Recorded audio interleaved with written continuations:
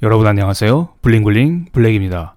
오늘은 수상한 달러와 국채금리 움직임, 증시 정밀 타격 들어가나? 라는 제목으로 영상을 시작해 보겠습니다. 제목만 들어보면 무슨 제2차 경제 위기가 올 것만 같습니다. 하지만 내용은 그렇지 않습니다. 최근에 발생하고 있는 달러와 국채금리 움직임에 대해서 우리가 어떻게 대응해야 될지 시나리오별로 자세히 설명드릴 테니 천천히 보시면 감사하겠습니다. 코로나 때 한국의 코스피 지수와 미국의 나스닥 지수가 한 차례 폭락한 다음에 꾸준히 오르고 있습니다. 하지만 늘 꾸준히 상승하진 않았죠. 이렇게 중간중간 일시적인 조정이 있어 왔습니다. 저는 이번에도 이렇게 일시적인 조정이 있을 수 있다, 이런 관점에서 이 영상을 준비한 것입니다. 코로나 이후 증시 하락 원인은 다양했습니다. 이제 경제가 회복될 것 같았는데 경제 지표가 조금 부진하면은 이것을 빌미로 증시가 떨어졌었고요. 또한 지금 연준에서 한 달에 1200억 달러 규모의 양적 완화를 실시하고 있습니다. 그런데 사람들은 더 많은 돈 풀기를 요구했습니다. 여러분의 기억에는 없을 수도 있겠지만은 작년에 많은 사람들이 연준에게 금리를 마이너스로 내려달라, Yield Curve Control, YCC를 실시해달라, 이러한 것들을 많이 요구했습니다. 그런데 연준은 마이너스 금리 NO, YCC NO 이런 것들을 말하면서 사람들을 실망시키면서 증시가 하락했던 기억이 납니다. 이건 다 과거의 추억으로 지나갔습니다. 그렇다면 현재는 어떨까요? 현재는 경제 지표가 좋아지고 있고 이로 인하여 연준에서는 테이퍼링 혹은 금리 인상을 한다고 외치고 있습니다. 그런데 지금 경제가 진짜로 좋아지고 있을까요? 일반적으로 경제가 좋아질 때는 미국의 화폐인 달러의 가치를 나타내는 달러 인덱스가 상승하고 이와 함께 미국의 10년물 국채금리가 동시에 상승합니다. 이번에 파란색 미국의 10년물 국채금리와 갈색 달러 인덱스를 동시에 그려봤습니다. 바이든이 당선된 이후 2021년 초반에는 인프라 부양책에 대한 기대감, 백신에 대한 기대감으로 인해서 달러와 국채금리가 동시에 상승했던 적이 있었죠. 이때가 바로 경제지표 호조로 인한 미국의 경기 회복기입니다. 하지만 그 이후에는 조금 애매한 모습을 보이고 있습니다. 올해 4월부터는 국채금리와 달러가 동시에 하락하더니 갑자기 최근 들어서 국채금리는 하락하고 있지만 달러는 오히려 반대로 오르고 있습니다. 국채금리가 떨어지고 있다는 것은 사람들이 국채를 매수하면서 국채의 가격을 떨어뜨리고 있다는 것이고, 달러가 상승하고 있다는 것은 사람들이 달러를 매수하면서 달러 인덱스를 올리고 있다는 것입니다. 즉, 사람들은 안전자산인 국채와 달러를 동시에 매수하고 있다, 이렇게 말씀드릴 수가 있겠죠. 일반적으로 언제 안전자산 매수 현상이 일어날까요?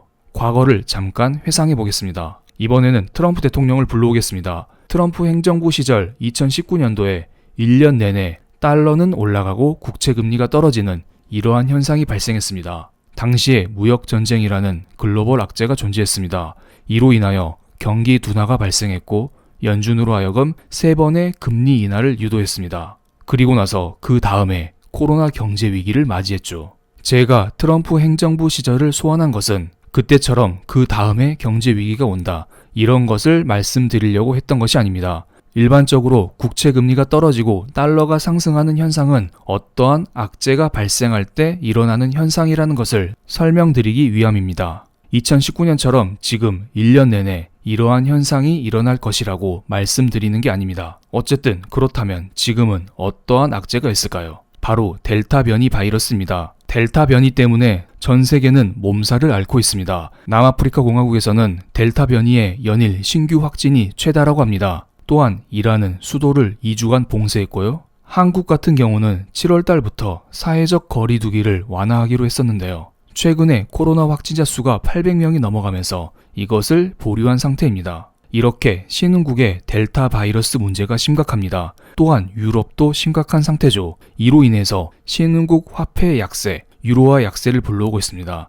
이는 결국 상대적으로 달러의 강세를 불러오고 있습니다. 그럼 미국은 델타 변이 바이러스로부터 안전할까요? 그렇진 않습니다. 미국의 코로나 신규 확진자 수는 지속적으로 줄어들고 있는 상태입니다. 현재는 1만 명대를 유지하고 있는데요. 하지만 델타 변이 바이러스 비중은 점점 늘어나면서 현재는 50%에 육박하고 있습니다. 이 차트의 Y축은 절대적인 코로나 확진자 수가 아니라 상대적인 비중입니다. 초록색으로 표시된 부분이 델타 변이 바이러스 확진자 수의 비중을 나타낸 것이고요. 어쨌든 지금 미국은 코로나 확진자 수가 1만 명대로 코로나 전성기에 비해서는 95%가량 환자가 줄었지만 주는 와중에 델타 변이 바이러스의 비중은 커지고 있다. 이렇게 말씀드릴 수가 있겠습니다. 신기한 발표를 보겠습니다. 여러분, 코로나 방역 모범 국가로 뽑히는 나라가 어디가 있나요? 바로 이스라엘과 영국이 있습니다. 그런데 영국에서 큰 문제가 발생했다고 합니다. 영국은 성인의 85%가 한 번 이상의 백신을 접종한 상태입니다. 2번 이상의 완전 접종 비율도 64%나 된다고 합니다. 그래서 코로나 확진자 수가 지난 4월부터